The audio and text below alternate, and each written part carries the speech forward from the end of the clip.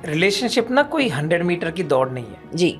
Relationship is like a marathon. आपको ना continuous दौड़ना पड़ेगा, कंटिन्यूअस एफर्ट्स लगाने पड़ेंगे। क्या होता है, रिलेशनशिप दो लोग का होता है, लेकिन जब आप अपसेट हो, आपका झगड़ा हो गया, आप maybe because you want to share to others, आप बोल देते हो, और बाद में जब और लोग इंटरफेयर करना शुरू कर देते हैं, ये अजम्पशन बढ़ते जाता है, मिसअंडरस्टैंडिंग बढ़ती जाती है, और रिलेशनशिप वहाँ पे वीक होना शुरू हो जाता है। पहली बात तो जो म्यूचुअल ट्रस्ट है, म्यूचुअल रिस्पेक्ट है एंड ओपन कम्युनिकेशन है, अगर ये है तो लव सस्टेन हो सकता है। अगर कोई रोता है, अगर अपने पार्टनर रोते हैं, I have seen lot of females telling there partners, क्या लड़की की तरह रो रहा है। आप रो सकते हो तो वो क्यों नहीं रो सकते? तो जब लोग पूछते हैं कि कब पता चलता है कि रिलेशनशिप खत्म हो गया है या रिलेशनशिप में अभी कुछ भी नहीं बचा है, ये disrespect.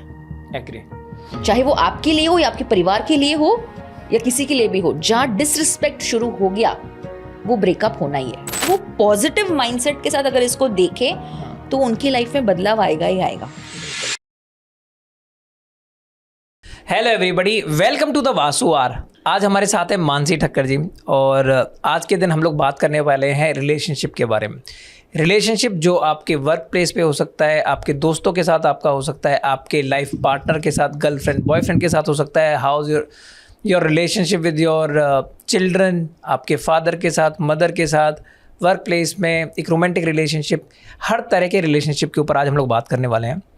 Mansi ji, welcome to the show. Thank you Aasu ji, thank you once again. Lovely. तो रिलेशनशिप के मामले में जो सबसे पहला की फैक्टर आता है ना जी, कि वो एक ऐसा क्या मंत्र है जो किसी भी रोमांटिक रिलेशनशिप के लिए ना बिल्कुल उसका नींव का काम करता है। Mutual respect. जहाँ म्यूचुअल रिस्पेक्ट नहीं होता ना, वो रिलेशन टिकता ही नहीं है। हम कहते हैं ना कि सबको मान सम्मान चाहिए, तो रिलेशनशिप का जो नींव है, जो रूट है, वो रिस्पेक्ट है। अगर आप दोनों में म्यूचुअल रिस्पेक्ट है तो दैट्स द बेस्ट थिंग। अब रेस्पेक्ट तो एक ऐसी चीज़ है, अनटिल अनलेस ना आप किसी को कोई चीज़ ना अपना करेक्टर या प्रूव नहीं करते तो रेस्पेक्ट तो नहीं बनती है।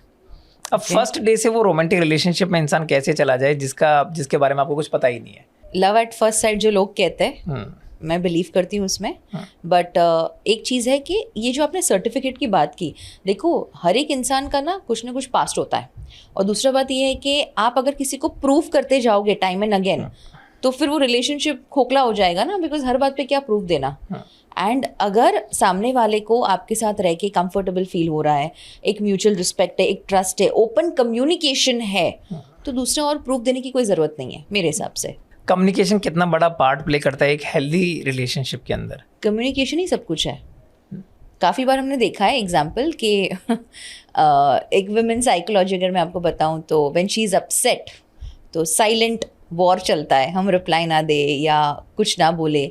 सी मेन आर नॉट अंतर्यामीज कि भाई समझ लेंगे आप क्या कह रहे हो, you have to communicate. Upset हो तो बता दो क्या चीज़ है। जैसे एग्जांपल हम कहते हैं ना कि कम पूछ रहे क्या हुआ आपको, कुछ नहीं हुआ, कुछ नहीं हुआ।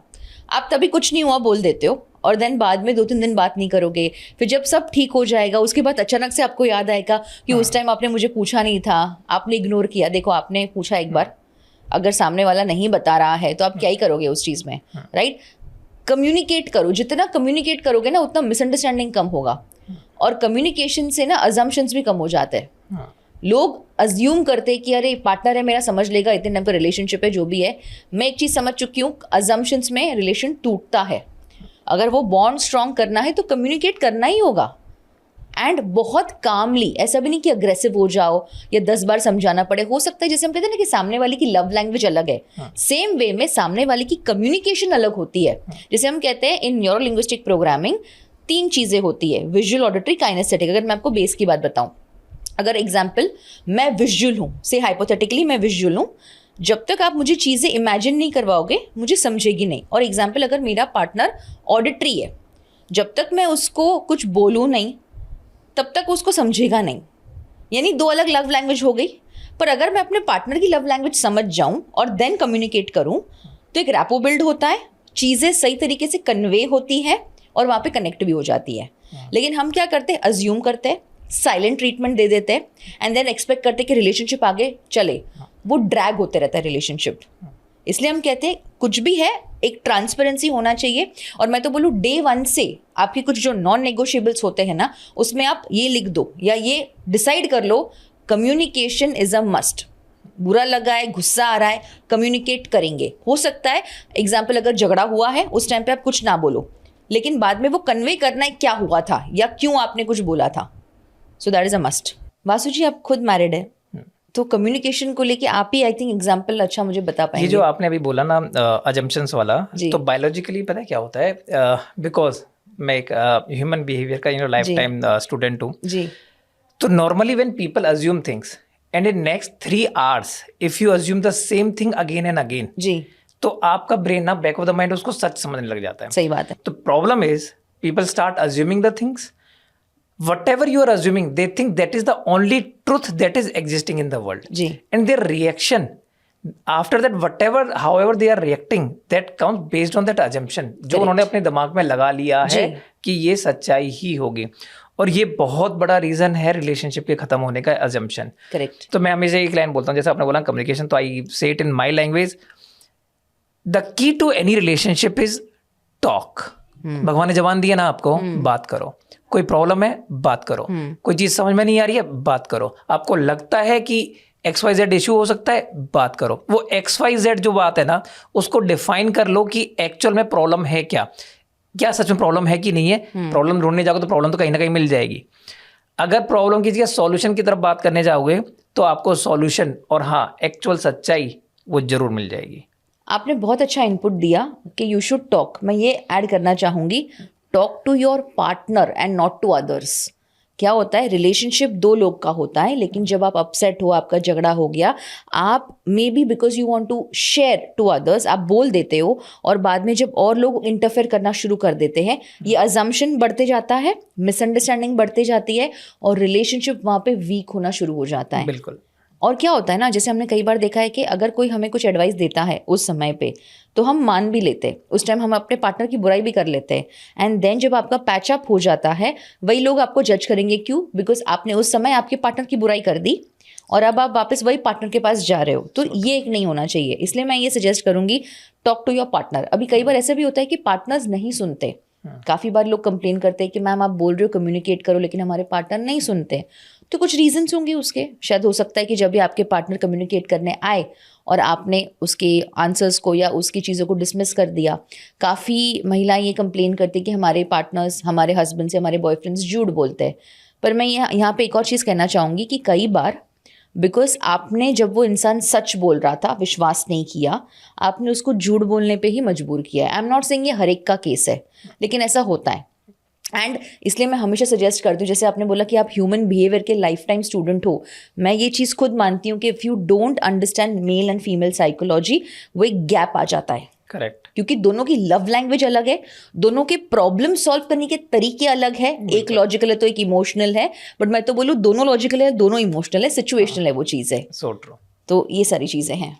तो मेरा इस पर एक डिफरेंट टाइप का एक टेक है जी। एक पर्टिकुलर रिलेशनशिप में ना, जब कभी एक रिलेशनशिप खराब होता है ना, तो वो रिलेशनशिप ना एक दिन में खराब नहीं होता है। जी।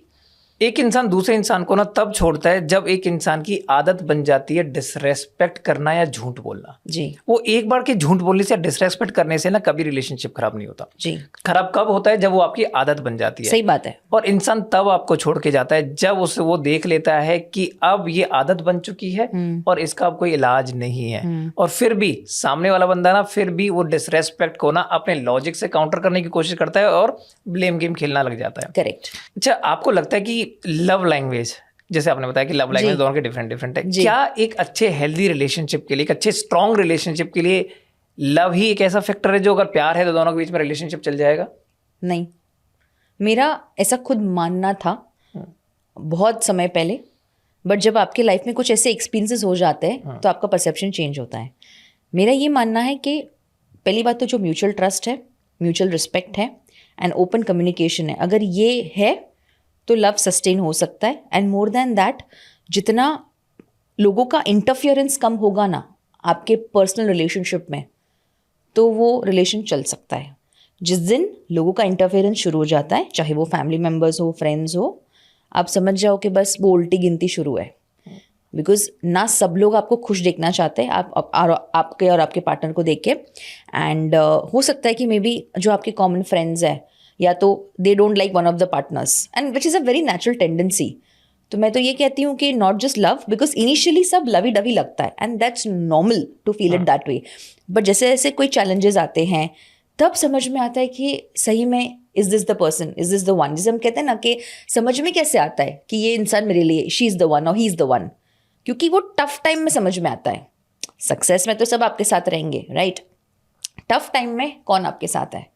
एंड टफ टाइम में मतलब it does not mean only financial conditions, mental health issues हो सकते हैं, ऑफिस प्रेशर हो सकता है, बिजनेस का डाउनफॉल हो सकता है, XYZ रीजंस. बट इस सिचुएशन में भी आपके पार्टनर कितने स्ट्रांगली आपके लिए एक मेंटल सपोर्ट है, वो ज़्यादा मैटर करता है, is what I personally believe. And the most important thing I personally believe is non judgemental.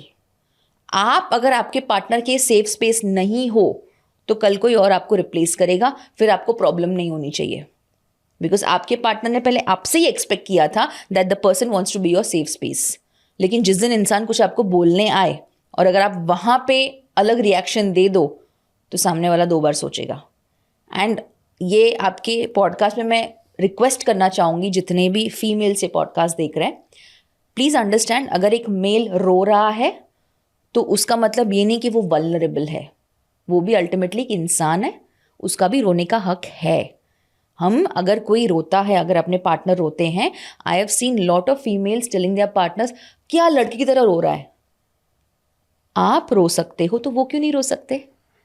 And the best part, ऐसा माना जाता है कि जितना फीमेल्स सबके साथ ओपनली बातें शेयर करते, मेल नहीं करते, राइट? बहुत, इवन उनके बेस्ट फ्रेंड को भी कई बार नहीं पता होता है कि this person is going through something. तो अगर आपके पार्टनर आपको ट्रस्ट करके थोड़ा रो रहे, वो तो ह्यूमन है ना, वो रोबोट तो नहीं है. तो हम क्यों ऐसा लेबल लगाते कि अरे क्यों लड़की तरह रो रहा है करके, या उसकी इमोशंस को डिसमिस क्यों करते हैं? एंड जब फिर किसी और फ्रेंड को अगर वो अपनी बातें शेयर करे, अब आपको वहाँ पे इनसिक्योरिटी आ जाती है. आपके पार्टनर ने जब आपसे बातें शेयर की तो उसका मतलब था कि the person is trusting you, बातें कॉन्फिडेंशियल रखनी थी और आपको ऐसा गंदा रिएक्शन नहीं देना था. इसलिए हम कहते हैं learn to respond and not react. Correct, right? Correct. तो सेफ स्पेस बनना ये सबसे बड़ा ग्रीन फ्लैग है. अगर आप सेफ स्पेस नहीं बन रहे हो तो फिर तो आई think it's just an intimate relationship in lot of cases. अभी आपने बताया ना वो जैसे लोग ना अपने प्रॉब्लम्स के बारे में अपने फ्रेंड्स के साथ शेयर करना चाहते हैं. जी. बायोलॉजिकली ना ह्यूमन ब्रेन ना ऐसे काम करता है कि जब कभी आप ना इमोशनल हो ना तो you need to feel good about something, जो चीज़ आपको अच्छा फील कराती है. जिस चीज़ ने आपको बुरा फील कराया है ना, आप चाहते हो कि उसके अपोजिट चीज़ होगी तो मैं अच्छा फील करूँगी. करेक्ट. इसलिए आपने देखा होगा कि जब कभी एक हस्बैंड वाइफ की, बॉयफ्रेंड गर्लफ्रेंड की लड़ाई होती है ना और वो अपने किसी फ्रेंड्स के पास जाते हैं, वो उनको दुखड़ा रोते हैं. अब वो क्या करते हैं कि उस टाइम पे एक प्रोस्पेक्ट से ही उनको अपनी इन्फॉर्मेशन दे रहे होते हैं कि इस वजह से झगड़ा हुआ, उसने मेरे को ऐसे बोल दिया, उसने मेरे को ऐसे बोल दिया. अब सामने वाला बंदा, चाहे उसको अभी दूसरे साइड की बातें नहीं पता है, but what would the person want कि यार ये मेरा फ्रेंड है तो ये मेरे को ना अच्छा फील कराए कि उसको बुरा बोले. करेक्ट. अब ह्यूमन नेचर और ह्यूमन ब्रेन जैसे बायोलॉजिकली काम करते हैं ना, आपको अच्छा फील होने लग जाता है जब वो इंसान ना उसकी बुराई करता है या ये बोलता है यार तू ही ठीक है वो ही गलत है. अब इसमें सबसे बड़ा प्रॉब्लम पता है कहाँ आता है? वो इंसान उस पर वैलिडेशन का ठप्पा मार देता है. करेक्ट. कि भाई जो तू सोच रहा है ना, जो तू सोच रही है वो हो गया करेक्ट, चाहे उसमें गलती किसी की भी हो. जी.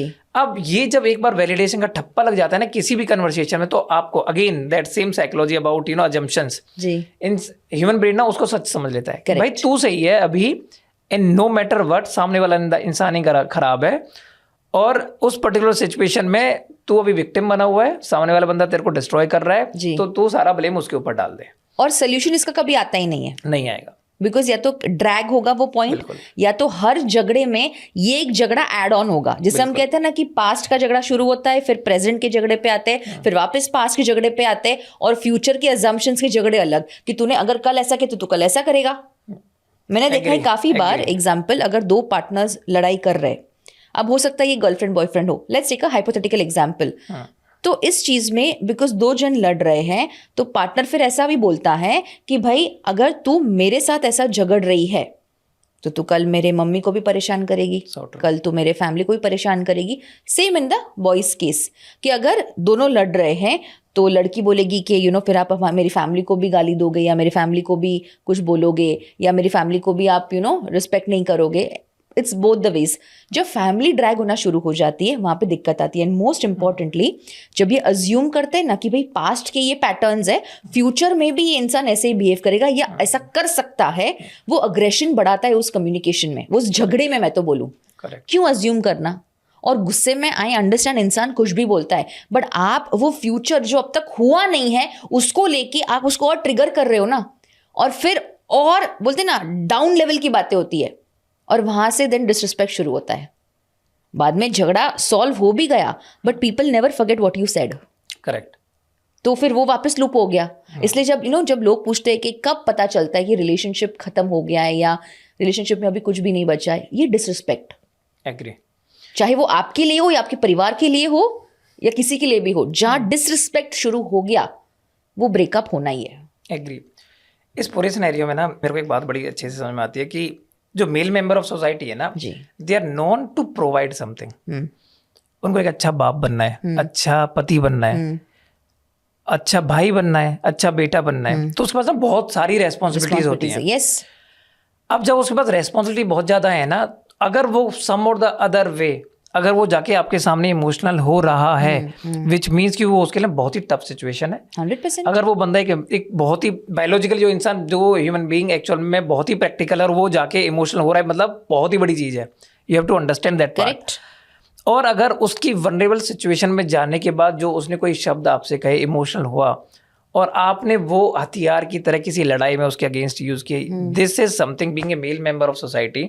आई can tell you this thing कि अगर कोई महिला अपने पति के इमोशनल होने के टाइम पे जो भी चीज़ें वो उसको बता रहा है, अगर वो उसने किसी लड़ाई झगड़े में यूज़ किया ना, दिस इज़ द स्पॉट जहाँ पे कोई भी फीमेल ना किसी मेल मेंबर की नज़र में ना अपने प्यार को ना ख़त्म कर देती है. ये सबसे बड़ा रेड फ्लैग है इनफैक्ट. बिल्कुल बिल्कुल.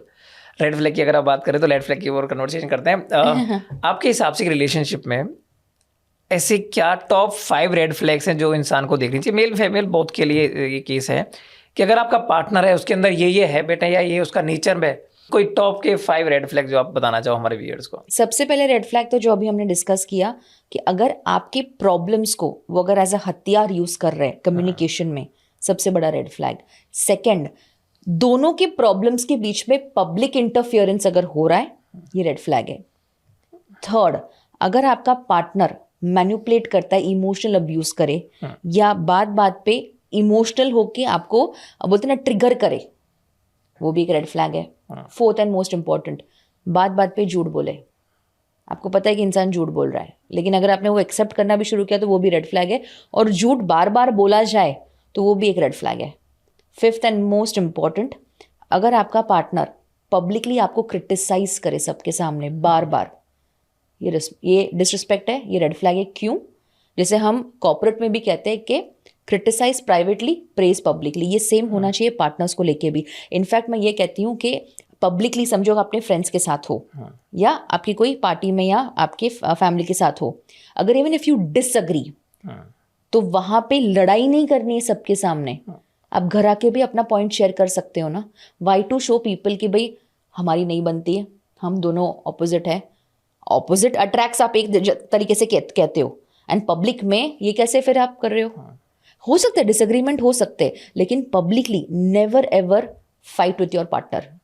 ये मैंने अपनी लाइफ में सीखा है और ये मैंने देखा है कि इससे बदनामी भी होती है अगर आप ये करते हो, एंड लोग मजे लेते हैं. एग्री. यहाँ पे मैंने एक लाइन ऐड करना चाहूँगा.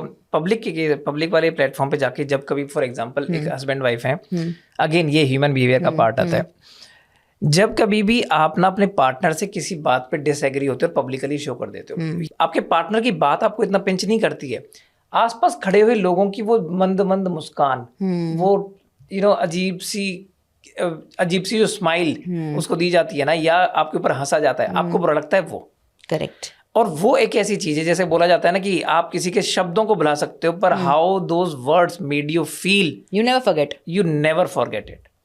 तो एक्चुअल में रीजन क्या होता है, आसपास के लोग, शब्दों से कोई फर्क नहीं, इंसान वही है, शब्द भी वही है. अगर वो प्राइवेटली बोलेगा ना, उनसे इस बात का बुरा नहीं लगेगा, बट अगर आप जैसी पब्लिक जगह पे चले जाते हो, there are other people around, और आपने अपने पार्टनर को कुछ भी बोला, प्रॉब्लम आती है वहाँ से स्टार्ट होती है ये, and this is how human brain also works. Correct, क्योंकि उसको पता है क्या लगता है कि भाई इसने जो बात बोली चाहे वो सही है गलत है, डिफरेंट स्टोरी। करेक्ट। बट उन लोगों की जो मुस्कान है ना, उसने उसके ऊपर स्टैंप मार दी कि भाई अब जो इसने बोला है वो बहुत ही सही बोला है।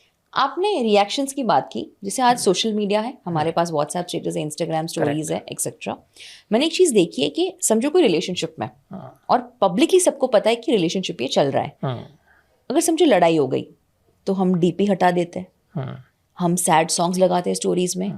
आप लोगों को हिंट दे रहे हो, भले आप अपने पार्टनर को दिखाना चाहते हो कि देखो मैं एम वेरी अपसेट, बट आप इसका मजाक उड़ा रहे हो। कई बार जैसे लोग डीपी हटाते हैं तो हमें सोचना पड़ता है अपने को ब्लॉक किया है या क्या हुआ इस इंसान को, या नंबर चेंज हुआ है या फ़ोन चेंज हुआ है, एक्चुअल में है वो दुखी आत्मा। Why to display your emotions. अच्छा, कई बार जैसे हम कोट्स शेयर करते हैं, मैं भी कई अच्छे अच्छे कोट्स शेयर करती हूँ। That does not mean I am dating somebody और I am in a relationship etcetera जो भी है, या मेरा ब्रेकअप हुआ। इतने अजम्पशंस। मेरा बस इतना है, अगर मुझे कोई कोट पसंद आया, I share on insta story, I share on my Snapchat और my WhatsApp status and all, वो एक थॉट प्रोसेस शेयर कर रही हूँ। बट जब आप चीज़ें सैड सॉन्ग्स लगाते हो, नफरत वाली बातें लगाते हो, ऑब्वियस रील्स शेयर करते हो, you are showing your vulnerability, you are showing your weakness, you are showing it's very easy to attack on your emotions. और लोग ये बात नहीं समझते। करेक्ट। कई बार जब आप ये सारी चीज़ें करते हो ना, लोग खुश हो जाते हैं, because they never wanted that relationship in the first place. आपने सोशल मीडिया के बारे में बात करी जी। आजकल की भागदौड़ भरी जिंदगी में और सोशल मीडिया के ज़माने में जी, सोशल मीडिया का कितना बड़ा रोल है आज के रिलेशनशिप की डेफिनेशन को बनाने में? देखिए मेरा ये मानना है कि कनेक्शंस बन रहे हैं, लेकिन उतने ही कंपेरिजन्स भी हो रहे हैं। एग्जाम्पल अगर हमने देखा कि यार कोई कपल घूमने गया, और हो सकता है कि आप भी घूमने गए आपके पार्टनर के साथ, but you don't prefer putting photos and that's normal. But because किसी और कपल ने फोटो डाल दिया, आपको वो फोमो होता है, आपको लगता है यार मुझे भी पब्लिकली प्यार दिखाना है। दिस इज़ रॉन्ग, क्योंकि हर एक की पर्सनल चॉइस होती है।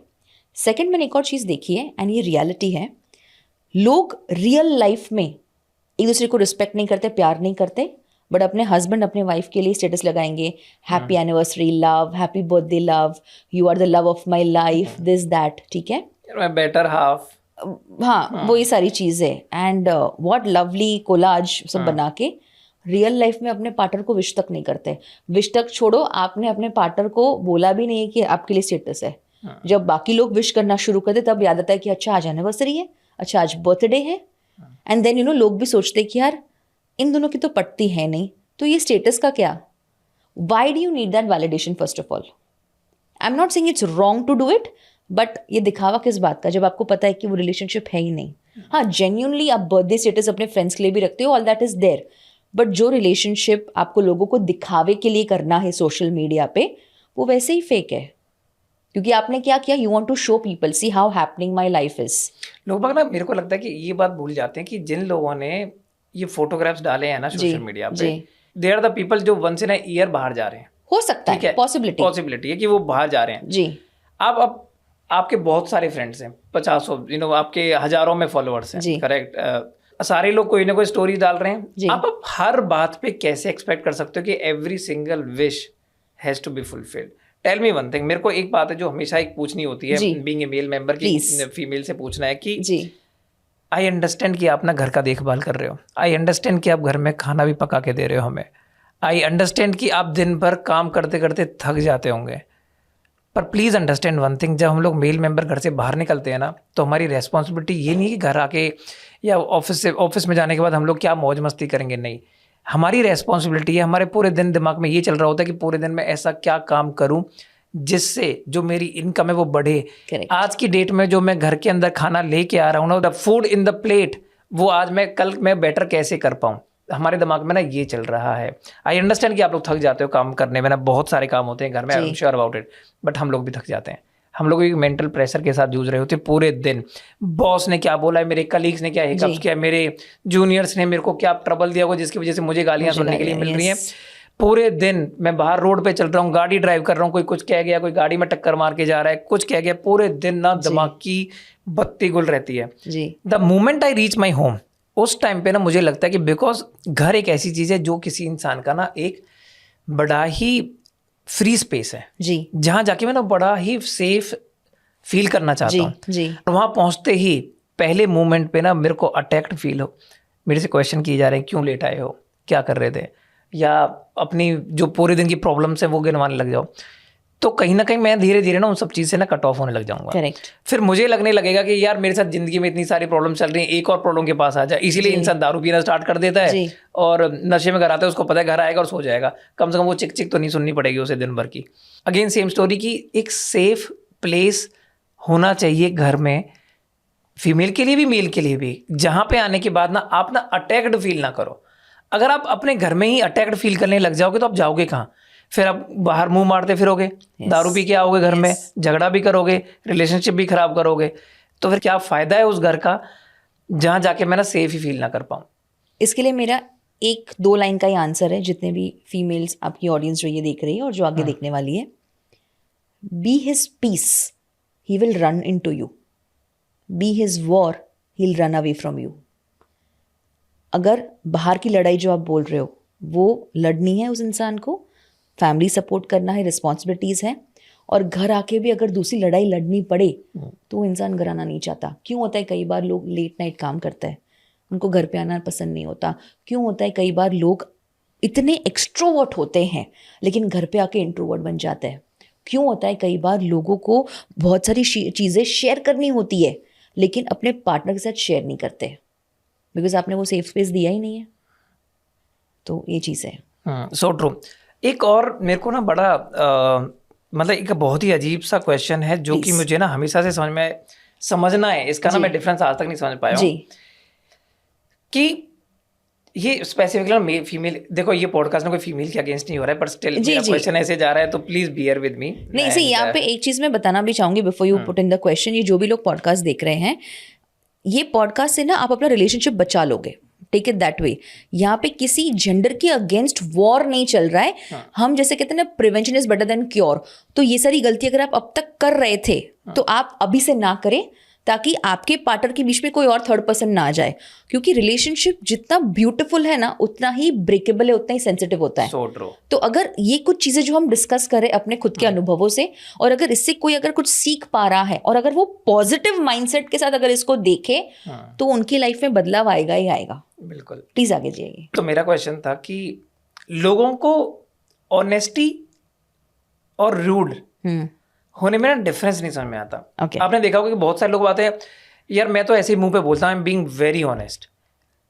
सो there is a thin line of difference between being honest and being rude. जी। किसी बात की, किसी भी कोई बात चल रही है, यार मैं तो ना मुंह फटू भाई, मैं तो ऐसे बोल देता हूँ, मैं तो ऑनेस्ट इंसान हूँ। वो ऑनेस्टी के बैकग्राउंड में ना वो साला रूड हुए रहते हैं इंसान। जी।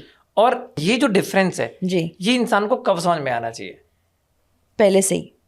आई टेल यू व्हाट, जब आप टोन में बात करते हो, रफ टोन में, भले आपका रफ टोन है ही, सामने वाले को ना हर्ट हो जाता है। और जैसे आपने बोला ना कि अ पर्सन नेवर फॉरगेट्स कि आपने कैसे उसको महसूस करवाया, ये टोनालिटी की बात है। अगर आप मुंहफट हो भी, अगर आप स्ट्रेट फॉरवर्ड हो भी, तो भी आप पोलाइटली बोल सकते हैं कि देखो मैं ऐसे ही हूँ या मैं स्ट्रेट फॉरवर्ड हूँ, मेरा ये पर्सपेक्टिव है। थोड़ा पोलाइट वे में बोल दिया। वही बात अगर मैं ऐसे बोलूँ, मैं तो ऐसे ही हूँ, आपका ऐसा है प्रॉब्लम, या in a very higher tone, higher pace, सामने वाले को अटैक फील होगा। बट अगर मैं ऐसे बोलूं कि मेरे हिसाब से मुझे लगता है ये सच है, सी आई बिलीव इन ऑनेस्टी, तो मैं ये मानना चाहती हूँ, there is a way of saying. आप ऑनेस्ट रहो, आपको कोई मना नहीं कर रहा है, आपका टोन चेंज करो। और जो बातें पोलाइटली की जाती है ना, वो आप ज्यादा कन्वे भी कर पाते हो। एग्जाम्पल, अगर मुझे 2 बातें शेयर करनी है तो कन्वे, वरना सामने वाला क्या बोलेगा, इससे बात मत करो, इससे भागो। क्यों आपके पार्टनर्स आपसे भागते हैं? क्यों फ्रेंड्स आपसे भागते हैं? क्यों लोग आपसे भागते हैं? कि यार इनसे लिमिटेड बात करना, सोच समझ के बात करना, भाई भड़क ना जाए। आपने वो अग्रेसिव परसेप्शन या पर्सनैलिटी बना दिया, maybe to impress people, but you will not connect with people. We are human beings, we are emotional, चाहे वो मेल हो फीमेल हो, and we are driven by emotions. और पोलाइटली जितना बात करोगे ना, you will garner more respect. ये मेरा पर्सनल एक्सपीरियंस कहता है। So true. सेम चीज बताओ, पोलाइटली बताओ। अगर हाँ सामने वाला पोलाइट बनाने में ना एक प्रॉब्लम भी तो है ना, लोगों को लगने लग जाता है कि यार ये ना बड़ा मैनिपुलेटिव इंसान है, ये तो ना बातों में बहका लेता है, ये तो प्यारा बन बन के ना, मीठा बन बन के आपसे ना आपकी सारी मन की बातें कर ले लेता है और आपसे ना सारी बातें मनवा लेता है। ये भी बहुत बड़ा प्रॉब्लम है। बट आप सामने वाला क्या बेवकूफ़ है, उसको समझ में नहीं आता, इतना बुरा थोड़ी इंसान की समझेगा नहीं मैनिपुलेट कर रहा है कि नहीं कर रहा है। एंड इसलिए हम कहते हैं ना कि you understand people, you learn human psychology, क्यों आपको समझेगा, बॉडी लैंग्वेज सीख सकते हैं कि भाई अच्छा मैनिपुलेट कर रहा है, क्या कर रहा है। एंड मोस्ट इंपॉर्टेंट मैं तो बोलूँ, आप कंक्लूजन पे आओ ही मत जब तक आपको हाफ इन्फॉर्मेशन है। Half information is dangerous, correct. और अगर सामने वाला मैनिपुलेट कर रहा है, अगर आपको उसके पैटर्न्स पता है तो आप मैनिपुलेट मत हो। लेकिन किसी को ब्लेम करना ईजी हो जाता है सिचुएशंस के केस में, राइट। एंड दूसरी बात, if you are smart enough तो आप मैनिपुलेट नहीं होंगे and you will try to analyse कि ये इंसान क्यों कन्वे कर रहा है या क्यों अपने को कन्विंस करने की कोशिश कर रहा है। And you will take advice of wise people कि भाई बताओ इस सिचुएशन में हमें क्या करना चाहिए। हम रिलेशनशिप की एडवाइस भी अपने फ्रेंड्स से लेते हैं। आपके फ्रेंड्स ऑफकोर्स आपको ही सपोर्ट करेंगे, वो आपके पार्टनर को कभी सपोर्ट नहीं करेंगे, even if you are wrong, even if you are wrong, because they are your close friends, they are your best friends, तो वो उनको ही सपोर्ट करेंगे। एंड इस केस में फिर वो और गैप बन जाता है। इसलिए हमने देखा है कई बार गर्लफ्रेंड बॉयफ्रेंड और उनके जो फ्रेंड्स है वो ग्रुप्स हर टाइम साथ में नहीं रहते। आइदर गर्लफ्रेंड बॉयफ्रेंड दे गो सेपरेटली, और फ्रेंड्स तो फिर सिर्फ फ्रेंड्स का ही ग्रुप उसमें जाता है, because people say we are not comfortable bringing our partners. I don't know, XYZ कुछ भी रीजन हो सकता है, किसी को प्राइवेसी मेंटेन करनी है या किसी को लगता है कि नहीं फिर लड़ाई झगड़ा हो जाएगा। Everybody has their own reasons, right. But ये भी एक रीजन है इसमें कि भाई देन पब्लिकली वो इशू हो जाता है। इसके मामले में ना जो मुझे लगता है कि लोगों को ये समझना चाहिए कि रिलेशनशिप ना कोई 100 मीटर की दौड़ नहीं है जी। Relationship is like a marathon. आपको ना कंटिन्यूअस दौड़ना पड़ेगा, कंटिन्यूअस एफर्ट्स लगाने पड़ेंगे। एक दिन जिम जाने से तो आप बॉडी बिल्डर नहीं बन जाओगे ना। एक दिन की मेहनत करने से क्या कोई एक क्लार्क है वो CEO बन जाएगा? नहीं बनेगा। नहीं। जब आपके बड़े बड़े माइलस्टोन्स अचीव नहीं हो सकते एक दिन में या एक बार के एफर्ट करने से, आप कैसे एक्सपेक्ट कर रहे हो कि आपका जो रिलेशनशिप है वो एक दिन में मैच्योर हो जाएगा? एक दिन में आप एक फ्रूटफुल, एक आइडियल रिलेशनशिप स्टेटस में पहुंच जाओगे? नहीं पहुंचोगे। एक मैराथन है, कंटिन्यूअसली आपको एफर्ट उसमें डालने पड़ेंगे। Yes. Every day will come with a different challenge. दोनों को हाथ पकड़ के उस रिलेशनशिप के उस चैलेंज को ओवरकम करना है। हाउ टू फाइट, उसके लिए प्रिपेयर भी करना है। Yes. और अब दो इंसान, जैसे एक बैलगाड़ी है, 2 बैल लगे हुए हैं उसमें, ठीक है, रेलवे ट्रैक है भाई, दोनों ट्रैक जब तक साथ नहीं चलेंगे तो ट्रेन उसके ऊपर नहीं चल सकती जिंदगी की। Correct. And it has to be mutual efforts, not efforts but mutual efforts. So true. अब जैसे अब मेल मेंबर है या फीमेल मेंबर कोई भी है, एक बंदा अगर ऑफिस में जा रहा है, उसको डिफरेंट डिफरेंट टाइप के रिलेशनशिप वहां पे मेंटेन करने पड़ते हैं। जैसे कि मुझे अपने बॉस के साथ भी मेरा एक डिफरेंट रिलेशनशिप है, मेरे कलीग्स के साथ मेरा डिफरेंट रिलेशनशिप है, मेरे जूनियर्स के साथ एक डिफरेंट रिलेशनशिप है। कैसे डिफाइन करें कि मेरे अलग अलग टाइप के कलीग्स के साथ मेरे कैसे कैसे रिलेशनशिप होने चाहिए, और क्या की फैक्टर्स हैं जो डिफाइन करते हैं कि मेरा रिलेशनशिप मेरे वर्क प्लेस में कैसा होगा? बाउंड्री सेट करना है सबसे पहले। कैसे करें? अलग अलग तरीके हैं। बाउंड्री सेट करना मतलब हर एक को इक्वली आप ट्रीट नहीं कर सकते, इन द सेंस सबको ओवर शेयर कर दिया आपने, दैट्स नॉट हेल्दी। यहाँ की बात वहाँ की, दैट्स नॉट हेल्दी। किसी की पर्सनल लाइफ, एग्जाम्पल आपके कलीग आपको बताते हैं यार आज मेरी वाइफ से झगड़ा हो गया, आप वो बात उछाल रहे हो पब्लिकली, मजाक उड़ा रहे हो, दैट्स नॉट हेल्दी। कई बार अगर आपके बॉस ने कोई आपको चीज़ बताई है कि भाई ये कॉन्फिडेंशियल प्रोजेक्ट है, लेकिन you are very close to your colleague, आपने उसको जाके बता दी। आई एम नॉट सेइंग नहीं बताना है, बट नहीं बताना ज़्यादा बेटर रहेगा। Why? Because somebody is trusting you. आप ऑफलाइन या प्रॉबेबली आप आपके जोन में कैसा बिहेव करते हो ना, ये बहुत कुछ कह जाता है इंसान के बारे में। जैसे एग्जाम्पल मैंने आपको बोला, आज अगर कोई इंसान आपको आके किसी और की बुराई कर रहा है, कल आप टॉपिक बन जाओगे उस चीज़ को लेके, राइट। सो ये कुछ चीज़ें नहीं करनी है। And I would always suggest please draw boundaries from day one, in the sense clarity रखनी है रोल में कि भाई आपका रिलेशन कितना स्ट्रांग है। अब जरूरी नहीं कि आप सबके साथ रोज लंच करोगे या ट्रिप्स पे जाओगे, ठीक है। You have your own boundaries. You will not share everything to the person. एक आध दो लोग होंगे वर्क प्लेस में जहाँ पे you are feeling safe, you are feeling comfortable, but that does not mean कि वो आपको इन एंड आउट जानते, राइट। सो वो एक फर्क वहाँ पे आ जाता है। मोस्ट इंपॉर्टेंट है, please do not let them also cross boundaries, in the sense कई बार जो ये एक्स्ट्रा मैरिटल अफेयर हो जाता है, कई बार जो ये एक्स्ट्रा अफेयर्स इमोशनल रीजन की वजह से हो जाते हैं, whatever those things are, यहाँ पे फिर आपका पर्सनल लाइफ खराब हो जाता है। क्यों? बिकॉज आप इतने ओवर फ्रेंडली हो गए, इतना फ्लर्टी हो गए, आपने वहाँ बाउंड्री ड्रॉ नहीं की, and you became so comfortable with each other that of course you are bound to fall in love, and that can ruin everything. आपका वर्क प्लेस, आज क्यों कंपनीज में आप देखो कई बार ऐसे कहते हैं ना, 2 people who are either married और you if you are working here आप वहाँ पे डेट नहीं कर सकते। होते कुछ पॉलिसीज Yeah, there क्यों are ऐसा? policies in the because companies, yeah. Personal life में अगर प्रॉब्लम आई तो it's going to affect your professional life as well. Now lot of people might not agree to this, इससे relationship secret रख देते हैं वो लोग। But my case I would always suggest healthy boundaries draw करना ये सीखना होगा, और आप वो किसी को सिखा नहीं सकते, खुद ही सीखना है। You should know where to draw lines, you should know कि भाई एग्जाम्पल वर्किंग आवर्स में ही बात करें ज़्यादा बेटर है। अगर आपके वो क्लोज फ्रेंड नहीं है तो कलीग बोला है तो colleague is a colleague, it can not be your best friend unless you actually have that bond with that person, तो बात अलग है। एंड वर्क प्लेस की प्रॉब्लम्स घर पे ना लाओ, घर की प्रॉब्लम्स वर्क प्लेस में ना लाओ। Don't be so open that लोग आके बोले इसका तो हम पता है ऐसा ही रहता है। या जब आपके फ्रेंड्स या कलीग्स गलती से घर पे आ गए खाने पे और किसी ने बोल दिया अरे उस दिन आपका झगड़ा हुआ था, हमको पता है, भैया ने हमको बोल दिया था, it will be so embarrassing. So don't do these things. तो इस हिसाब से अगर ऐसे वाले रिलेशनशिप रहने लग गए वर्क प्लेस पे, तो दोस्त बनाएंगे कैसे अगर हर चीज़ पे बाउंड्री सेट करने पाएंगे? देखिए मेरे हिसाब से और जितना मैंने देखा है और जितना मैंने समझा है वर्क प्लेस को, वर्क प्लेस के फ्रेंड्स एक्चुअल में रियल फ्रेंड्स नहीं होते। कुछ केस में होते नो डाउट, बट वो भी सिचुएशनल है बिकॉज आप एक टीम में काम कर रहे हो। रियल फ्रेंड्स वो होते ना जो आपके साथ लॉन्ग टर्म है, उनको फर्क नहीं पड़ता कि आप क्या कर रहे हो, in the sense what how much you earning और whatever your status is, they are there with you irrespective. उनके लिए आपकी सिचुएशन या आपका बैंक बैलेंस या आपके लुक्स मैटर नहीं करते। उनके लिए वो है कि भाई तू ठीक है ना, बस हम तेरे साथ है। उसको रियल फ्रेंडशिप कहते हैं। अगर कोई आपका फ्रेंड तब बनता है जब आप बहुत अच्छा काम कर रहे हो या जब आप टीम को लीड कर रहे हो या अगर आप खुद ओनर हो, then that is a transactional friendship, it's not a real friendship, right? And workplace पे फ्रेंडशिप बनाओ, आपको कोई मना नहीं कर रहा है, बट विथ हेल्दी बाउंड्रीज। इसका मतलब अपने बॉस को भी कभी हमें दोस्त नहीं बनाना चाहिए? बनाने चाहिए, क्यों नहीं बनाने चाहिए, but it's a two way thing, it's a mutual effort again. आप बना रहे हो फ्रेंड आपके बॉस को, लेकिन बॉस को अगर फ्रेंड नहीं बनना है तो, because a lot of people have that you know कि भाई we don't want to cross lines, in the sense we don't want to be so open कि भाई फिर टेकन फॉर ग्रांटेड हो जाए। सबकी मेंटालिटी अलग होती है, बट देन अगर वो एक अच्छा फ्रेंडली बॉन्ड है, there is nothing wrong in that. Again I am repeating, as long as you know your limits there is no harm. अब देखो, अगर रिलेशनशिप की बात है और वर्क प्लेस की बात है तो कॉन्फ्लिक्ट तो होंगे, क्योंकि that is part of your life जहाँ पे थोड़ी बहुत कुछ ही प्रैक्टिकल है। Correct. When you are talking about the relationship, वहाँ पे काफ़ी सारे इमोशंस जुड़े हुए हैं। यस। इन दोनों के बीच में अगर कोई कॉन्फ्लिक्ट होता है तो उसको कैसे हैंडल करना चाहिए? मतलब फॉर एग्जाम्पल कि I have good relationship with a colleague, मेरा फ्रेंड भी है वो, और पर वो मेरा जूनियर भी है, मेरे को रिपोर्ट भी करता है। अब उसने काम अच्छे से नहीं किया है, ठीक है, अब वो दोस्त भी है मेरा, मैं उसको बहुत ब्लंटली बोल भी नहीं पाऊंगा, राइट? जैसे बॉस को डांटना चाहिए, अपने टीममेट्स को नहीं डांट पाऊंगा।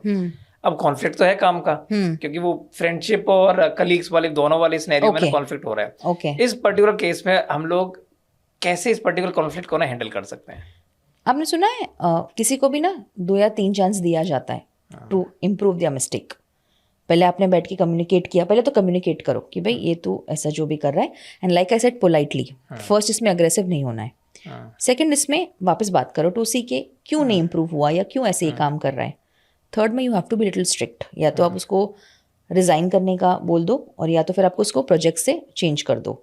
रिज़ाइन करना डायरेक्टली बोलना would be too rude, but अगर आपका नुकसान हो रहा है, उसको भी कुछ फ़ायदा नहीं है, देन थोड़ा जैसे हम कहते हैं ना साम दाम दंडभेद, थोड़ा वहाँ पे ये यूज़ करना पड़ता है। बट स्टार्टिंग में you have to first understand the reason, वो क्यों काम नहीं कर रहा है। कंक्लूजन पे नहीं आने कि काम नहीं कर रहा है, क्यों नहीं कर रहा है, वो रूट कॉज एनालिसिस करो कि भाई क्या है, let's sit and talk. Unfortunately हमारे यहाँ के जो वर्क कल्चर्स होते हैं, प्रॉब्लम ये है कि people only sit and talk जब वो रिजाइन कर चुका है या पेपर रख चुका है, पहले नहीं करते, एग्जीक्यूशन के टाइम नहीं करते, एग्जिट इंटरव्यूज करने बैठते हैं। यस, वो मतलब ही नहीं है। Exit interviews I think is a new term nowadays जो लोग करते हैं। आई थिंक तब आपने क्यों नहीं किया जब वो नहीं कर रहा था या नहीं कर रही थी। हो सकता है उस 1-2 दिनों में या उन डेज में प्रॉबेबली कुछ ट्रेजेडी हुई रहेगी, किसी का ब्रेकअप हुआ रहेगा या फैमिली में कोई डेथ हुई रहेगी या कोई लोन हुआ रहेगा या कुछ क्राइसिस हुआ था जिसकी वजह से वो प्रोडक्टिव इंसान नहीं बना। टेम्पररी, ऐसा नहीं कि वो डे 1 से काम नहीं कर रहा था, ठीक है, आपने डे 1 से लेके आज तक उसको कभी अप्रिशिएट तो किया नहीं, लेकिन अब जब वो प्रोडक्टिव नहीं है, आपको वो दिख रहा है, तो यहाँ पे आपको भी बैलेंस करना है। सबसे पहले अप्रिशिएट भी करो और एक्नॉलेज भी करो, एंड साथ में ये बैलेंस भी करो कि भाई बताओ क्या नहीं है। जब वो एकदम ही फ्रस्ट्रेट हो जाए और काम छोड़ दे और आपको पता है कि अब काम का नुकसान हो रहा है, तब आप ये जो एग्जिट इंटरव्यूज, ये जो फैंसी टर्म्स जब लोग यूज करते हैं, it makes no sense at all. It's a very stupid move. Why? Because आपने फीडबैक ले लिया, भाई क्यों जॉब छोड़ रहे, बट वो अगर एक पोटेंशियल एसेट था इंसान, तब आपने क्यों ध्यान नहीं रखा उसका.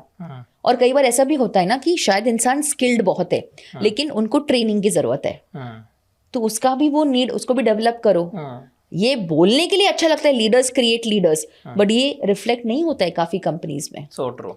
एंड कई बार ना सामने वाले को अगर आप पोलाइटली समझा भी दो, इंसान समझता है. हाँ, अनलेस अगर आपने उसको कभी आप उसका ईगो हर्ट किया या कभी आपने उसको कुछ ऐसा बोल दिया जिसकी वजह से वो रिवेंज में आ गया इंसान, तो फिर वो इंसान आपकी बात नहीं सुनने वाला है, कुछ भी आप करो. और इसलिए मैं कहती हूँ कि चाहे वो पर्सनल रिलेशनशिप हो, चाहे वो प्रोफेशनल रिलेशनशिप हो, there has to be a respect, there has to be mutual respect. Correct. Treat them as a human, not as your employ. वो इंसान है पहले, आप भी इंसान हो. और शायद आज उसके डेजिग्नेशन के अकॉर्डिंग वो छोटे लेवल पे, but like I always tell all the people, leadership is permanent, leaders are not permanent. ठीक है, ये कुर्सी हमेशा रहेगी, बट इस पे कौन बैठेगा, एवरीबडी कैन बी रिप्लेस्ड. और फिर जब वो इंसान बढ़ जाता है आगे, तब आपको रियलाइज होता है यार ये तो कहाँ से कहाँ पहुंच गया. पोटेंशियल सब में था, आप अंधे थे, आपने उसका पोटेंशियल समझा नहीं. सो ट्रू. तो ये चीज है. अच्छा, वर्क प्लेस पे एक और सबसे बड़ा इशू है जो मेरे को लगता है, दैट इज फेवरेटिज्म. जी. एक और फैंसी वर्ड है फेवरेटिज्म की. जी. बॉस का ना एक चमचा होता है. बॉस किसके साथ कैसे रिएक्ट करेगा या किसकी बात को कितना सुनेगा, ये डिपेंड करता है कि उसका जो फेवरेट वाला बंदा है ना, जो दैट बूटलिका दैट वी कॉल, उसने उसको क्या बताया हुआ है. जी. पीछे से जाके उसके क्या कान भरे हुए हैं. जी. और ये फेवरेटिज्म आपको लगता है, आपको कैसा लगता है कि फेवरेटिज्म आज के वर्क कल्चर को कैसे खराब कर रहा है, और एक्चुअल प्रोडक्टिव लोग बाग हैं जो, या जो एक्चुअल में थोड़े से डिफिकल्ट टाइप के को वर्कर्स हैं, जो कि ना वैसे इंटेलिजेंट है, काम अपना अच्छा करते हैं, बट उनकी ना कम्युनिकेशन अच्छी नहीं है. करेक्ट. उनको कितना इम्पैक्ट करता है फेवरेटिज्म? सबको इम्पैक्ट करता है. सबको, सबका कॉन्फिडेंस अटैक होता है इसमें. मोटिवेशन चला जाता है काम करने का. लोग इंस्पायर्ड नहीं फील करते, काम डीले होता है, प्रोक्रेस्टिनेट करते हैं लोग, टीम वर्क नहीं होता है, टीम में डिस्टेंस होना शुरू हो जाता है. लोग बिकॉज मंथली मीटर है, उनकी EMIs है, उनके लोन्स हैं, उनकी रिस्पॉन्सिबिलिटी है, घर के बच्चों की फीस है वगैरह, सैलरी के लिए काम करते हैं, मजबूरी बढ़ जाती है. और इसलिए हम यही कहते हैं ना कि प्रॉब्लम बॉस का या लीडर का है. क्यों?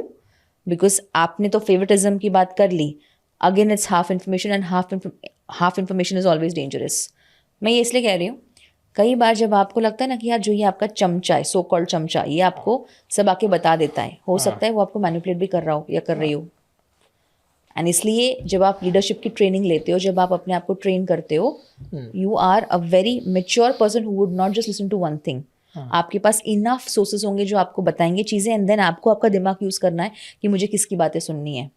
और जब आप पब्लिकली ये फेवरेटिज्म कर देते हो ना वर्क प्लेस में, you will lose your reputation, people will call your work place toxic, and most important, आप कंपनी कभी स्केल कर ही नहीं पाओगे. बिकॉज जब आपके पास लोग ही नहीं बचेंगे जो आपके साथ लॉन्ग टर्म विजन में काम करना चाहे, तो आप कैसे आगे बढ़ोगे. And a lot of founders, a lot of people have this ego के लोग आते जाते रहते. जैसे एक है ना को कहावत के, एक अपॉर्चुनिटी गई तो एक बस आएगी, दूसरी आएगी. भाई ये बोलने की बात अच्छी होती है, रियल लाइफ में से नहीं होता. You have to value your people. और आपके पास कई बार जो अच्छी टीम बन जाती है ना, वो नसीब से मिलती है. मैं तो यही बोलती हूँ कि we are very blessed when we have very good team. सबको नहीं मिलता, और अगर आपको मिल रहा है उसकी कदर आप नहीं कर रहे हो, देन आपसे बड़ा बेवकूफ और कोई नहीं है. और इसलिए डोंट फेवर फेवरेटिज्म. सुन लो उसकी बातें, हो सकता है कई बार आप ऐसा डिसीजन ले भी लो, बट मेरे हिसाब से जब तक आप अपने मेंटर्स के साथ डिस्कस ना करो, या जब तक आप ग्राउंड रियलिटी ना समझो, even if you are very busy, then don't take such stupid decisions.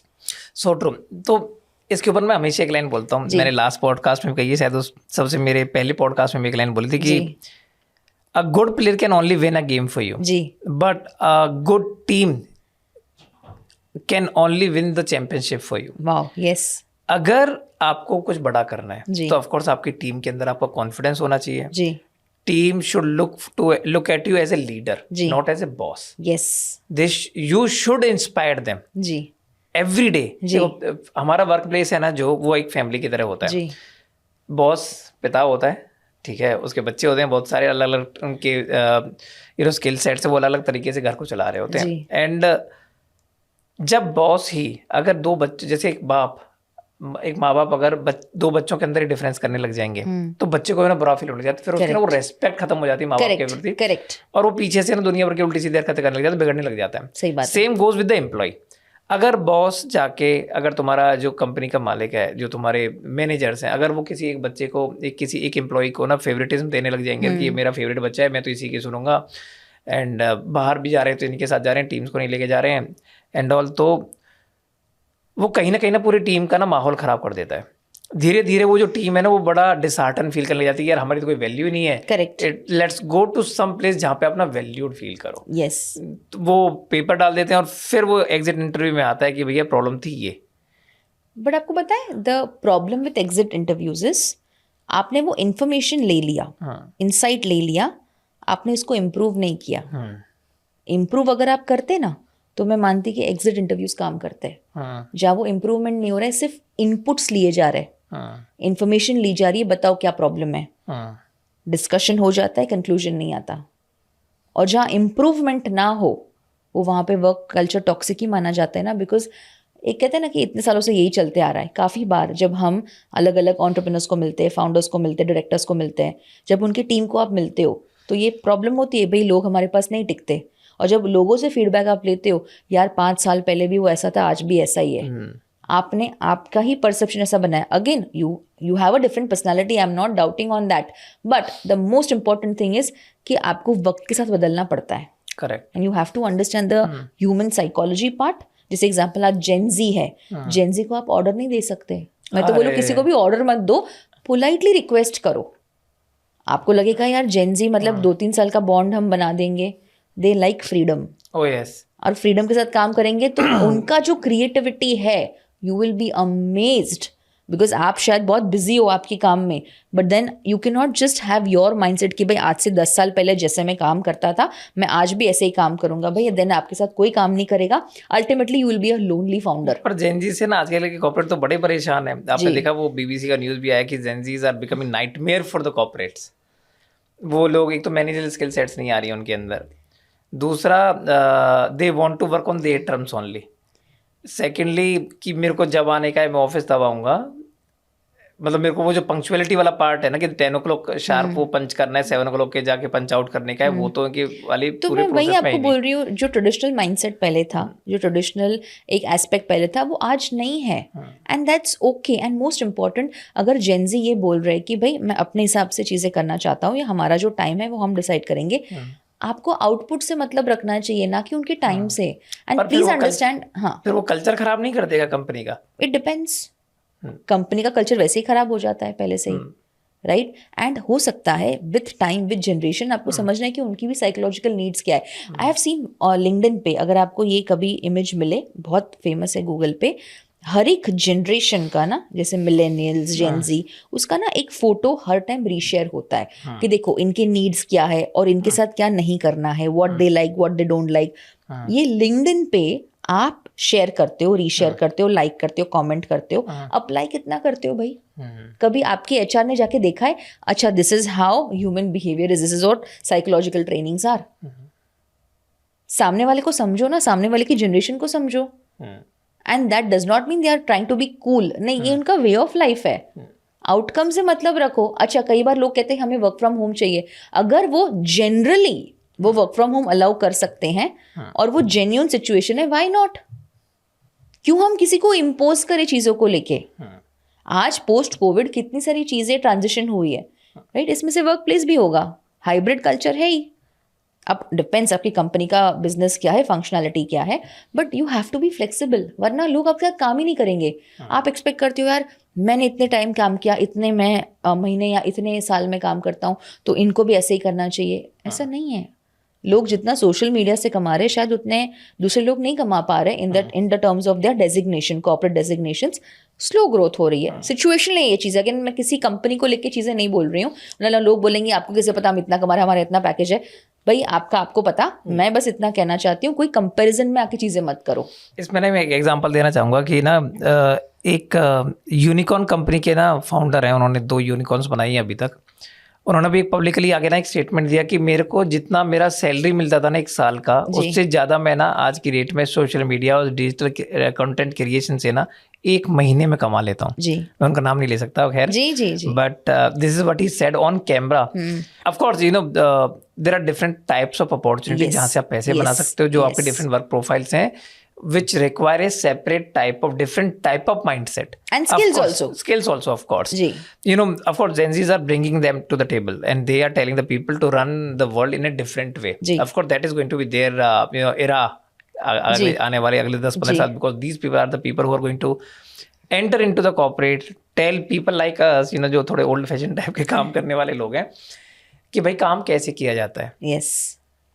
अब जेनजीज के साथ ना केवल ये वाली बात नहीं, जेनजीज ना बिकॉज आपके फैमिली मेंबर भी है, तो फैमिली में भी ना काफी सारे ना कॉन्फ्लिक्ट्स होते हैं, बहुत सारे रिलेशनशिप में डिफरेंट डिफरेंट टाइप्स होते हैं। आप एक हेल्दी फैमिली रिलेशनशिप को कैसे देखते हो, और कोई क्या ऐसे फैक्टर्स हैं या क्या की मंत्रास हैं कि एक हेल्दी फैमिली रिलेशनशिप ना इससे ड्रिवन होता है? सबसे पहले म्यूचुअल रिस्पेक्ट तो यहाँ पे भी आता है, बट मोस्ट इम्पॉर्टेंट कि आपकी घर की बातें बाहर ना जाए, क्योंकि जब आपकी घर की बातें बाहर जाती है ना, आप गॉसिप का एक फैक्टर तो बन जाते हो, मजाक का पात्र बन जाते हो, वो अलग।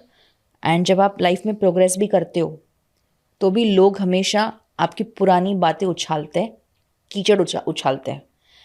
सबसे पहले तो ये। दूसरा ये, पूरे दिन में अगर हेल्दी रिलेशनशिप मेंटेन करना हो, एटलीस्ट एक मील साथ में करो। अब यहाँ पे लोग बोलेंगे लेकिन आप तो खुद इतना ट्रैवल करते रहते हो। मैं जब भी घर पे रहती हूँ, I also cook for my family members. I love cooking. खाना बनाऊंगी भी, खिलाऊंगी भी, और हम साथ में बैठ के खाएंगे भी। हमारे घर पे रूल है, अगर घर पे कुछ भी आता है, एग्जाम्पल फ्रॉम ऑनलाइन ऑफलाइन, जो भी जोमेटो या जो भी हम कहते हैं, सबके लिए आता है। हर एक की चॉइस को ध्यान में रखे, वो मज़ा अलग है, वो मोमेंट्स अलग क्रिएट होते हैं। मैंने देखा है काफ़ी लोग सिर्फ वो सोशल मीडिया स्टेटस के लिए फैमिली डिनर्स या आउटिंग्स करते हैं, एंड रियल लाइफ में उनको पता भी नहीं कि सामने वाले की चॉइस क्या है, एक घर में रहने के बावजूद। तो that is not called healthy. And problems में से ही आपका फैमिली बॉन्डिंग बढ़ता है, बिकॉज जब तक प्रॉब्लम्स नहीं आते ना, आपको समझते नहीं कि सामने वाला रिएक्ट कैसे करता है, सामने वाला कैसे इसको डील करता है। एंड मैंने देखा है कि जब आपके लाइफ में या आपके फैमिली में क्राइसिस आते हैं, तब जब कोई एक फैमिली मेम्बर दुखी होता है ना, आपकी आंख में भी आंसू आता है। जब एग्जाम्पल, जब मेरा ब्रेकअप हुआ तो मेरी दादी की आंख में भी आंसू थे, मेरे भाई, सब लोग, everybody, you feel the pain for each other. जब मेरे फैमिली में कोई भी क्राइसिस आए, हर एक इंसान को अफेक्ट हुआ है हमारी फैमिली मेम्बर में। So same with everybody's case. और मैं ये 3-4 एग्जाम्पल इसलिए दे रही हूँ बिकॉज हर एक की लाइफ में या तो ब्रेकअप, या तो फाइनेंशियल क्राइसिस, या तो कोई भी अनएक्सपेक्टेड डेथ या हेल्थ इश्यूज़, बहुत सारी चीज़ें आती रहती है। ऐसा कोई नहीं कि भाई सबकी लाइफ परफेक्ट है, बट उस टाइम पे एक दूसरे का दर्द समझना, I think it's more important. And then you realise कि यार ठीक है ना, वो इंसान पे गुस्सा था, छोड़ो, अभी लाइफ बहुत शॉर्ट है, and life is too short. Honestly हमें नहीं पता नेक्स्ट मोमेंट में क्या होने वाला है। सो वो ग्रज पकड़ के मत रहो, बिकॉज जब वो इंसान चले जाता है ना, तब आपको रियलाइज होता है कि यार I should have spend more time with this person. एक मील एटलीस्ट, मैं तो बोलूँ अगर 2 मील साथ में करो तो ज़्यादा बेटर है, both the times. But of course आपके सबके सिचुएशन अलग रहेंगे इस चीज़ में। समटाइम्स जिस किसी को खुश करना एक छोटी सी बात से ना, वो बहुत मैटर करता है। यू कैन ऑलवेज, मैं तो बोलूँ सिर्फ अपने पार्टनर को ही नहीं, अपने फैमिली मेम्बर्स को भी सरप्राइज करो। ये भी छोटी बात है लेकिन बहुत इम्पैक्ट करती है। ओके, आपने एक बहुत ही you know heart touching moment के बारे में ना मेरे को याद दिला दिया कि शौर्य मेरे नेफ्यू का नाम है जी। जब मेरा नेफ्यू पैदा हुआ ना, तो उसके 2 घंटे के बाद ना उसको पैरालिसिस अटैक आ गया था। And he had an number of problems, underweight था, बहुत ही कमज़ोर था। तो ऐसा था कि उस टाइम पे हमारी फैमिली थोड़ी बिखरने वाली थी। उसके पैदा होने से कुछ पहले की बात बता रहा हूँ मैं आपको। और जैसे ही वो पैदा होता है ना, तो ही रिक्वायर्ड कि हमारी सारी पूरी फैमिली मिलके एक साथ आए और उसका ना ख्याल रखें, और वही हुआ। उससे पहले जहाँ हमारी फैमिली बिखरने वाली थी ना, the whole family came together. पहले 6 साल में मेरा नेफ्यू ऑलमोस्ट एवरी वीक ही used to go to the hospital. उसको बहुत सारी प्रॉब्लम फिजिकली, एक पैर थोड़ा छोटा है, 1.5 इंच छोटा है, दूसरे पैर से both the kidneys are jointed under the bone marrow. एक में 16 नंबर का चश्मा है, एक में 18 नंबर का है। तो काफ़ी सारी प्रॉब्लम्स थे उसके। वो he was so weak, so when you sleep तो आपकी बॉडी वार्म होती है। वार्म होने के लिए आपकी बॉडी में इलेक्ट्रिकल पल्सेस को पास होना होता है। ही वॉज सो वीक कि वो उससे ना इलेक्ट्रिकल पल्सेस भी सहन नहीं होती थी। And to earth it to the ground, किसी ना किसी को पहले 6 साल एवरी सिंगल सेकेंड वो बच्चे को ना हम लोगों को गोदी में लेके पकड़ना होता था, और हम लोग नंगे पैर, चाहे बारिश हो, सर्दी हो, गर्मी हो, कुछ भी हो, हम लोगों को घूमना पड़ता। अब एक इंसान तो नहीं कर सकता। इसका मतलब पूरी family, all everybody came together, and हम लोग जब उसको ये सब कुछ कर रहे थे तो देन वी सॉ कि the bond between the family वो एक अलग ही लेवल का क्रिएट हो गया था। एडवांटेज ऑफ व्हेन भगवान भी ना अगर आपको कोई प्रॉब्लम दिया ना, उसका कोई ना कोई सॉल्यूशन या उसका एक अच्छा एस्पेक्ट भी आपको दिया है, उसकी वजह से पूरी फैमिली एक साथ आई, और वो बच्चा आज की डेट में हेल्थी, जहाँ डॉक्टर्स ने मना कर दिया था कि ये बच्चा बच नहीं पाएगा। Even the doctors from AIIMS, Medanta and all this big hospitals, they said कि इवन लीलावती और in Mumbai hospital, these people also said this thing कि आप ना 3-4 महीने का बचेगा बच्चा, ज़्यादा नहीं बच पाएगा। बट माई फैमिली, उन लोगों ने ये होप ना बिल्कुल नहीं छोड़ी, एंड आज की डेट में वो बच्चा बिल्कुल हेल्दी है, फिट है, एंड हम तो बोलते हैं कि वो ना कोई भगवान का रूप पैदा हुआ है हमारे घर में। यू टॉक अबाउट एनी भगवान, किसी भी देवी देवता का नाम ले तो सबकी पूरी कहानी पता है, सारे मंत्रास पता है, और सच अ पोलाइट गाय। अगर मैं अभी उसको बुला के यहाँ बैठाऊंगा ना और बोलूँ कि चाचों में से और आंटी में से कौन पसंद है आपको, तो he will not tell me कि चाचू पसंद है, नहीं, चाहे वो आपसे पहली बार मिल रहा है। He is somebody who do not want to hurt anybody, not even a single second के लिए। मेरे दोस्त वोस्त ना जितने भी उससे मिले ना, सबके सब उसके बहुत बड़े फैन है। Everybody wants to talk to him, not to me, अगर मैं घर पे हूँ तो। एंड ऑफ कोर्स जैसा आपने मील वाले में बताया ना, कि ये मैं हमेशा बोलता हूँ कि to have a healthy family relationship ना, अगर पॉसिबल है, अब दुनिया में कहीं भी हो, जब कभी भी आप घर पहुंचो ना, एक खाना, एक वक्त का खाना आपको अपनी फैमिली के साथ खाना चाहिए। खाना खाते टाइम ना आप फैमिली के साथ ना एक तो काफ़ी सेफ वाले इन्वायरमेंट पर रहते हो, ऑफ कोर्स कोई आपको जज नहीं कर रहा होता है, कोई आपसे ना कोई क्वेश्चनिंग नहीं हो रही होती है, सब ना एक हैप्पी मोमेंट एंजॉय कर रहे हैं जी। और उस टाइम पे वो जो फील आता है ना, मम्मी आपको खाना दे रही हैं, मम्मी के हाथ का बना आप खाना खा रहे हो, डैडी एक बड़े लाड से एक गर्व के साथ अपने बच्चों को देख रहे हैं, देखो मैंने अपने बच्चों को पढ़ाया था, इतना सेक्रीफाइस किया था, now they have become something. दादा दादी अपने पोतों को देख रहे हैं, पोते पोतियों को देख रहे हैं। कब होता है जब आपके हाथ में मोबाइल ना हो, जब आपके हाथ में मोबाइल ना हो, बिल्कुल। मैं तो बहुत बोलता हूँ, ये हमारे घर का भी रूल है, if you are on the dining table you should not keep the phone on the table. आपका फोन पहले इतना दूर रखा होना चाहिए, then only you are allowed to come on the dining table. Correct, right. अब घर में लोग जैसे बर्तन है तो खड़केंगे तो सही जी। तो घर में कॉन्फ्लिक्ट तो होगा ही होगा जी। कॉन्फ्लिक्ट को कैसे रिजॉल्व करना चाहिए जिससे घर वालों के ना रिलेशनशिप भी अच्छे मेंटेन रहे, उसका इम्पैक्ट लॉन्ग टर्म ना रहे, कैसे देखते हो ऑफिस वाली सिचुएशन को? यार ये पर्सनल एक्सपीरियंस से ही आती है चीज़ें। मैं कोई फैमिली रिलेशनशिप एक्सपर्ट तो हूँ नहीं, बट मेरा एक्सपीरियंस ये कहता है कि पहले ना सामने वाले की चीज़ों को या उनकी नीड को समझो। कई बार किसी की लव लैंग्वेज अलग होती है, कई बार किसी का वे ऑफ एंगर एक्सप्रेशन अलग होता है। सामने वाले को क्या ट्रिगर करे वो पहले समझ जाओ, ताकि वो आप चीज़ें ट्रिगर ना करो इवन अनइंटेंशनली। एंड सेकेंड, एक ओपन कम्युनिकेशन होना ही चाहिए। Again like I said, politely. जब आप ब्लेम गेम करना शुरू कर देते हो, चीज़ें और वर्स्ट हो जाती है। और जब चिल्लम चिल्ली करते हो, आपका अग्रेशन बढ़ता है, आपका गुस्सा बढ़ता है, और आप फिर कुछ ऐसा बोल देते हो, फिर आपको रिग्रेट होता है। भले ही फिर बाद में चीज़ें सॉर्ट हो जाए, बट फैमिली मेम्बर्स नहीं भूलते कि आपने गुस्से में ऐसा बोला था।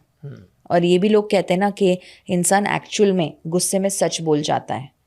तो हमारे माइंड में फिर वही प्ले होता है कि यार आपने गुस्से में ऐसे बोला, मतलब आपके मन में भले फिर आप ऐसे बोलोगे I did not mean it, कि मैं क्या बोल रहा था या मैंने गुस्से में बोल दिया, लेकिन लोग नहीं भूलते। मैं तो ये बोलूँ कि अगर सब लोग ही चिल्लम चिल्ली करेंगे तो कोई उसका मतलब नहीं है। सिचुएशनल है, आई अंडरस्टैंड। हमें नहीं पता किसकी लाइफ में क्या प्रॉब्लम्स चल रहे हैं और क्या ऐसा रिएक्शन हुआ। आप शांत रहो, आप बात कन्वे करो जब चीज़ें रिलैक्स हो जाए, शांत हो जाए, बिकॉज अग्रेशन में ना वो रिलेशन टूट जाता है और फिर हम कुछ ऐसा बोल देते जो हमें रिग्रेट होता है। सो मेरे हिसाब से मेरा एक्सपीरियंस ये कहता है कि पहले सामने वाले को ट्रिगर्स को समझो, वो ट्रिगर ना करो। अगर मुझे पता है कि आपको कोई चीज़ नहीं पसंद है, या अगर कोई थर्ड पर्सन आपको नहीं पसंद है, एग्जाम्पल, या कोई भी रिलेटिव या जो भी है, मैं उसका नाम क्यों लूँ आपके सामने? मैं क्यों उस इंसान को आपसे मजबूरी में मिलाऊँ? ये स्टूपिड सिली एग्जाम्पल लगेगा आपको, बट आपके फैमिली को जो नहीं पसंद है वो नहीं करना चाहिए, जहाँ पे मतलब वो ट्रिगर हो रहे। In short, so true. मेरा भी वही मानना है कि जैसे फैमिली का जो रिलेशनशिप है ना, जहाँ ज़रूरत पड़े वहाँ थोड़ा सा झुक जाओ और केवल अगर आपको ही झुकना पड़ रहा है तो ट्रबल है। यस